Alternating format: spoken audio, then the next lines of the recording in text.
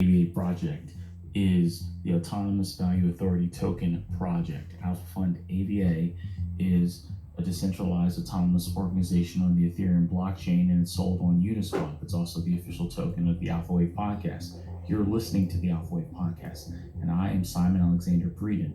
Now, what you're about to listen to is rantings by me, mostly on September 22nd, 2020, and then some today, April 26th. And this isn't the normal format that I normally do, but otherwise these recordings would not have been released, and some of them I thought were good in regards to just kind of expressing my view about this space, what my stances are, and information that I'm aware of that many people I think may not be aware of. And I wanted to share that so that there could be debate in our newsletter, or debate on our podcast channel, on WhatsApp group, or on our Twitter account, or whatever. So I hope you enjoy this information, or me ranting, and if you listen all the way to the end, you definitely should consider getting the Alpha Fund AVA token and being a holder and a team member of our project, because you are definitely hardcore crypto.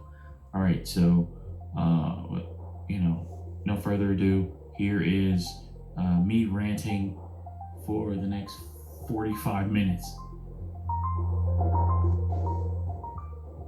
Have you ever thought about starting your own podcast? When I was trying to get this podcast off the ground, I had so many questions. How do I record an episode? Where do I find background music?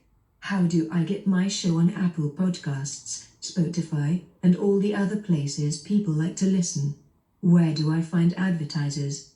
The answer to every one of these questions is really simple: Anchor. Anchor is a one-stop shop for recording, hosting, distributing, and monetizing your podcast. And best of all, it's 100% free and 100% ridiculously easy to use. I currently use Anchor to produce the Alpha Wave podcast. That's right. The podcast you are listening to right now on your favorite podcast application or watching on YouTube right now is produced with Anchor. So if you've always wanted to start a podcast, go to anchor.fm/start to join me and the diverse community of podcasters already using Anchor. That's anchor.fm/start. I can't wait to hear your podcast. Polkadot provides the ability for people to create their own blockchains. Now, Ethereum provided the ability for people to create their own tokens.